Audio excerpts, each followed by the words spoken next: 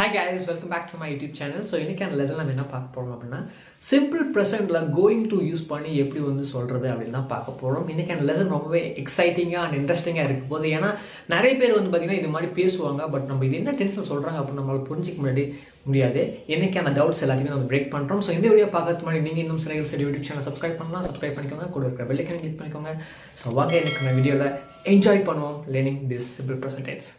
Okay guys, so going to பார்த்தீங்க அப்படின்னா பெரும்பாலும் அதிகமாக பார்த்தீங்கன்னா ஃப்யூச்சரில் யூஸ் பண்ணுவாங்க. இதுக்கு நம்ம எப்படி யூஸ் பண்ணலாம் அப்படின்னு தான் பார்க்க போகிறோம். அதே மாதிரி என்னென்ன எக்ஸாம்பிள்ஸ் வந்து இதுக்கு கொடுத்தா கரெக்டாக இருக்குன்னு நம்ம பார்க்க போகிறோம். ஸோ ஃபஸ்ட் பார்த்தீங்க அப்படின்னா சிம்பிள் ஃபியூச்சர்.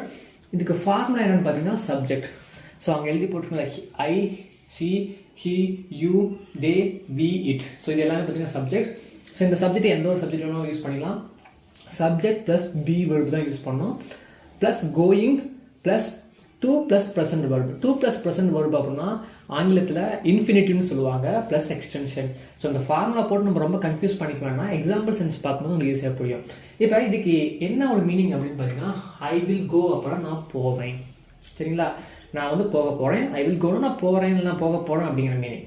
ஸோ இந்த கோயிங் டு யூஸ் பண்ணி எப்படி சொல்லலாம் அப்படின்னா I am going to go.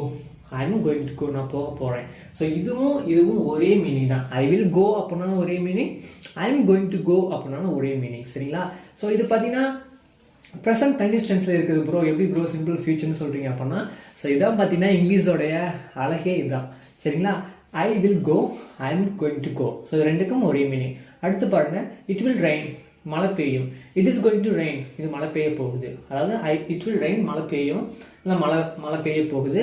It is going to rain அப்போனா மழை பெய்ய போயிடுது. சரிங்களா, ஸோ இது ரெண்டுக்கும் ஒரே மீனிங் தான். சரிங்களா, ஸோ அதான் நான் சொல்ல வரேன். இதே பாருங்க, subject B verb I am going, அதாவது கோ டு இன்ஃபினிட்டிவ், அதாவது 2 + present verb.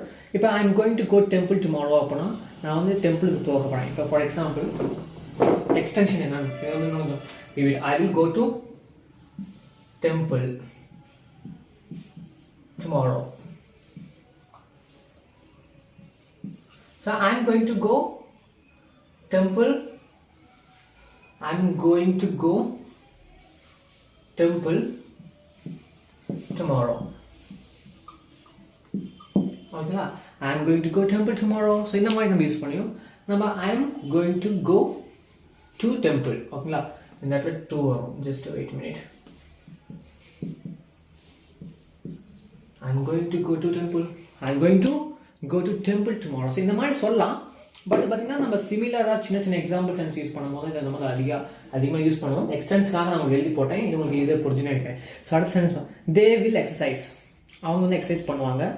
They are going to exercise, அதாவது தே வில் எக்ஸசைஸ், அவங்க எக்ஸசைஸ் பண்ண போகிறாங்க. They are going to exercise, அவங்க எக்ஸசைஸ் பண்ண போகிறாங்க. ஸோ இந்த மாதிரி பார்த்தீங்கன்னா இதுக்கும் ஒரே மீனிங் தான், இதுவும் ஒரே மீனிங் தான், ரெண்டுக்குமே ஒரே மீனிங் தான்.